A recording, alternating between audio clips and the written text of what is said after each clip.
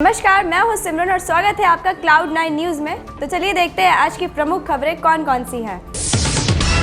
छठ पूजा पर लोगों को घर आने जाने में कोई असुविधा ना हो, इसको लेकर लगातार स्पेशल ट्रेनों का संचालन किया जा रहा है। साथ ही स्पेशल ट्रेनों में अतिरिक्त कोच भी अस्थायी तौर पर जोड़े जा रहे हैं। यात्रियों की सुविधा के लिए नॉर्थर्न और ईस्ट सेंट्रल रेलवेज ने कई पूजा स्पेशल ट्रेनों का संचालन करने की घोषणा की है। कई राज्यों से खासकर बिहार और यूपी के लिए पूजा स्पेशल ट्रेनों का संचालन किया जा रहा है।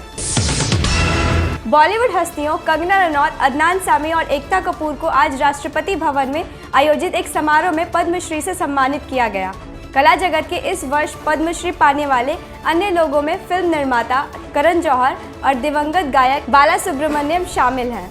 आपको बता दें, समारोह की तस्वीरें सोशल मीडिया पर खूब वायरल हो रही हैं। बिहार के सीएम नीतीश कुमार ने राज्य में शराबबंदी को लेकर 16 नवंबर को एक हाई लेवल मीटिंग बुलाई है। राज्य में जहरीली शराब पीने से 32 लोगों की मौत हो गई थी। इसके बाद से ही CM Nitish Kumar action mode में नजर आ रहे हैं। आपको बता दें कि बेतिया में 15, गोपालगंज में 13 और समस्तीपुर में 4 लोगों की जहरीली शराब पीने से मौत हो गई थी। मुख्यमंत्री नीतीश कुमार सोमवार को जनता दरबार के बाद पत्रकारों से बात कर रहे थे। इस दौरान उन्होंने बताया कि नकली शराब बनाने वालों के खिलाफ सख्त कार्रवाई की जा रही है। बिहार के गोपालगंज जिले में शनिवार तक 60 जगहों पर छापेमारी की गई थी। साथ ही जहरीली शराब पीने के मामले में 19 लोगों को गिरफ्तार भी किया गया था। पटना के IGIMS में 2 नवंबर को जनरल सर्जरी विभाग में एक अलग तरह के पैराथायराइड कैंसर का सफल ऑपरेशन किया गया। डॉक्टर मनीष मंडल ने बताया कि जनरल सर्जरी विभाग के विभागाध्यक्ष डॉक्टर पवन कुमार झा द्वारा लगातार प्रयास किया जा रहा है कि संस्थान के इस विभाग में ऐसा ऑपरेशन किया जाए जो अन्य किसी सरकारी या प्राइवेट संस्थान में नहीं हो रहा हो। डॉक्टर मंडल ने बताया कि मस्तिष्क से लेकर गले तक के जितने भी कैंसर या ट्यूमर के मरीज पटना IGIMS आ रहे हैं, उनकी हर जांच बारीकी से कराकर जनरल सर्जरी विभागाध्यक्ष द्वारा उचित सलाह के बाद सस्ते दरों पर ऑपरेशन किया जा रहा है। आज यानी 8 नवंबर को नोटबंदी के 5 साल पूरे हो गए हैं, लेकिन आज भी देशवासियों की जहन में सबसे बड़ा सवाल यही है कि जिस काले धन पर चोट करने के उद्देश्य से नोटबंदी को लागू किया गया था, क्या वो सफल हुआ? गौरतलब है कि साल 2016 में आज ही के दिन प्रधानमंत्री नरेंद्र मोदी ने रात 8 बजे देश के नाम अपने संबोधन में पूरे देश में नोटबंदी की घोषणा की थी, जिसके बाद पूरे देश में अफरा तफरी का माहौल बन गया था। सैकड़ों लोगों ने बैंक के बाहर लाइन में लगे ही दम तोड़ दिया था, लेकिन सत्ताधारी दलों ने इसे ऐतिहासिक फैसला बताया था। जबकि सच तो यह है कि जिस काले धन को वापस लाकर अर्थव्यवस्था को मजबूत करने के दावे किए गए थे, वे सारे खोखले निकले। 2 साल बाद बीजेपी की राष्ट्रीय कार्यकारिणी की बैठक रविवार को दिल्ली में हुई। कोविड महामारी की वजह से यह बैठक हाइब्रिड मोड में आयोजित की गई, यानी कुछ नेता दिल्ली में एक जगह एकत्रित हुए तो कुछ नेता वीडियो कॉन्फ्रेंसिंग के जरिए बैठक में शामिल हुए। यह एजेंडा अगले साल की शुरुआत में 5 राज्यों में होने वाले विधानसभा चुनाव पर केंद्रित था।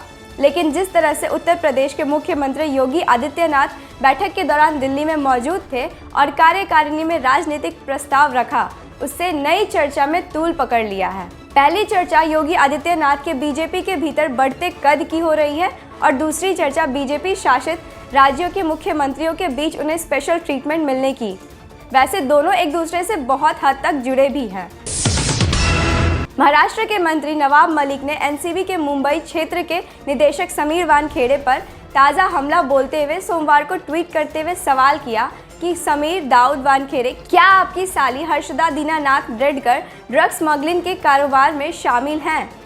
आपको जवाब देना चाहिए क्योंकि उनका मामला पुणे की अदालत में लंबित है। यहाँ उसका सबूत है। हालांकि एनसीबी के एक अधिकारी ने कहा कि जिस समय कथित मामला सामने आया था, उस समय वानखेड़े रेवेन्यू सर्विसेज में भी नहीं आए थे। साल 2021 में छठ पूजा के आयोजन को सफल बनाने के उद्देश्य से प्रशासन भी पूरी मुस्तैदी के साथ लगा है। छठ घाटों पर किसी भी आपदा की स्थिति से निपटने के लिए NDRF और SDRF के 1002 जवानों की तैनाती की गई है। केवल पटना जिले में ही 400 NDRF के जवान तथा बाढ़, फतुहा, पुनपुन और दुल्हिन बाजार में 28 SDRF के जवानों की तैनाती की गई है।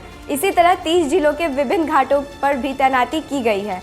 इसको लेकर आपदा विभाग के सचिव संजय अग्रवाल ने सोमवार को सभी जिलों के जिलाधिकारियों को आवश्यक दिशा निर्देश दिए हैं। पटना के घाटों पर बोट एम्बुलेंस के साथ लगभग 13 घाटों पर मेडिकल टीम की तैनाती की गई है। साथ ही महापर्व छठ के दौरान निजी नाव परिचालन पर पूरी तरह से रोक रहेगी। देश विदेश के नेताओं में बयानबाजी बहुत आम बात है। हर रोज कोई ना कोई किसी न किसी पर बयान देता ही रहता है। ताज़ा मामला बिहार की राजनीतिक परिवारों से ताल्लुक रखने वाली महिलाओं से जुड़ा है। दरअसल राजद सुप्रीमो लालू यादव की बेटी रोहिणी आचार्य भी अपने मुखर ट्वीट से हमेशा सुर्खियों में बनी रहती हैं। इसी बीच उन्होंने फिर से एक ट्वीट किया है जिसमें उन्होंने लिखा है कि जन नेता लालू जी के दामन पर दाग लगाकर सत्ता की कुर्सी जिसने पाई है, वर्षों सत्ता में रहने के बावजूद भी दर्जनों घोटाले के अंजाम देकर बिहार को फिसड्डी राज्य बनाकर, बेशर्मी की चादर ओढ़कर, दलालों की फौज बनाकर खुद के गुणगान में ही बिहार के गौरवशाली इतिहास को कलंकित करने में दिन रात जो लगा हुआ है, जनता इन सत्ता के भूखे भेड़ियों को कभी माफ नहीं करने वाली। आज नहीं तो कल इनके पाप का घड़ा है भरने वाला।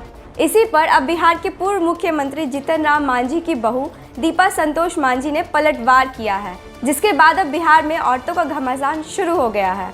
उन्होंने अपने ट्वीट में लिखा है, अरे हमर सिंगापुरिया महारानी, लालू चचा के दामन पर दाग कोई नहीं लगाया है।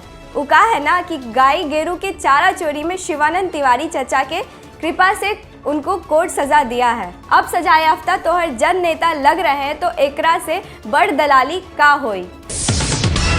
भाजपा के फायर ब्रांड नेता और राम मंदिर रथ यात्रा के प्रणेता लाल कृष्ण आडवाणी का आज जन्मदिन है। वह आज 94 साल के हो गए हैं। इस दौरान प्रधानमंत्री नरेंद्र मोदी ने उन्हें ट्वीट करके शुभकामनाएं दी। इसके बाद वह बधाई देने के लिए आडवाणी के घर पहुंचे। उनके साथ उपराष्ट्रपति वेंकैया नायडू, केंद्रीय गृह मंत्री अमित शाह, रक्षा मंत्री राजनाथ सिंह और भाजपा के राष्ट्रीय अध्यक्ष जेपी नड्डा भी मौजूद थे।